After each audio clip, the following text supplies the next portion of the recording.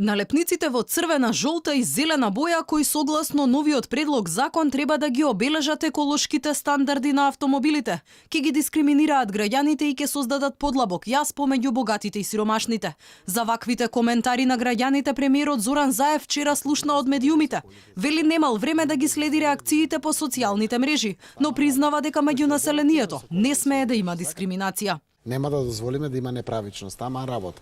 Тој што е богат ќе може со кола да си оди кај што сака, сиромашниот ќе мора по автобус или не знам, или да седи дома или да оди пеш. Мислам, не е окей. Сите имат право на еднаков квалитет на живот, односно секако ако се дава еднаквост на можноста на користењето на автомобилот, тоа мора да биде рамноправно за сите.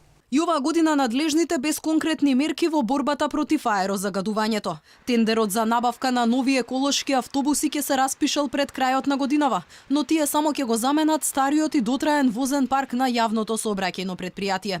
Скопскиот градоначалник Петра Шилегов вели дека ЈСП има услови да го поднесе напливот на патници чии автомобили ќе бидат исклучени од сообраќај во деновите на висока загаденост, но признава дека донесувањето на новиот предлог закон за етикетирање на возилата е задоцнет и нема да даде ефект оваа сезона. Подразбира дека во период од една година, во текот на регистрацијата и техничкиот преглед, возилата ќе бидат мапирани. Можевме досега барем половина од возниот парк да го направиме, за жал веројатно малку се доцни во таа работа. Приватните превозници уште вчера алармираа. Јавниот превоз нема капацитет да превезе стотици илјади граѓани кон нивните работни места. Ако представува некое оптимално растојание од автобус до автобус во врвен час, тоест во шпиц време, 5 минути, нашите автобуси возат на 8 до 12 минути.